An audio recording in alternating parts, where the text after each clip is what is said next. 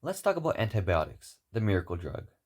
Ever since the discovery of penicillin in 1928, antibiotics have greatly improved our quality of life. Before antibiotics, infections we consider minor today, things like childbirth complications, simple surgeries, and tiny cuts could get infected and result in death. Luckily, due to modern medicine, we don't have to worry about this anymore.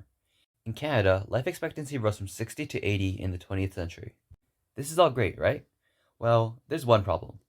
Antibiotics usually do a great job at killing bacteria, but recently, some bacteria have stopped responding to them, what we call antibiotic resistance. These bacteria are called superbugs. Superbugs have naturally evolved different types of defense mechanisms that make them especially resistant. The evolution of superbugs has been accelerated by the overuse of antibiotics. Examples of overuse include using non prescribed medications, people trying to use them against viral infections, and the incredible amount of antibiotics that we feed livestock to prevent disease. Now, is there a solution or are we doomed? Well, good news. Bacteriophages might be our answer. The bacteriophage, or phage for short, is a virus that only attacks bacteria. Phages will float around until they stumble across a bacterium. When they come in contact with a microbe, they first attach to the cell surface.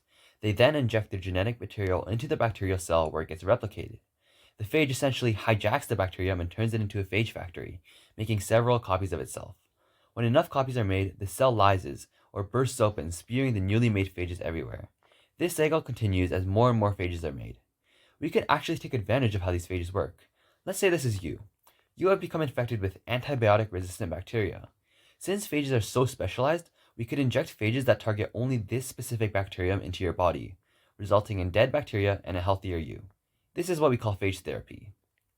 Now it gets even better. As bacteria evolved to defend against phages, they end up losing their other defenses against antibiotics. Using a combination of phage therapy and antibiotics could be a great solution to prevent the development of antimicrobial resistance of all kinds. Phage therapy has a lot of potential, but it still has a long way to go before it becomes mainstream medicine. We still know very little about bacteriophages, and clinical trials are limited, as regulations around testing are very strict. However, scientists are working to change this. They are building databases of phage species, improving matching techniques, and trying to make treatments faster and safer.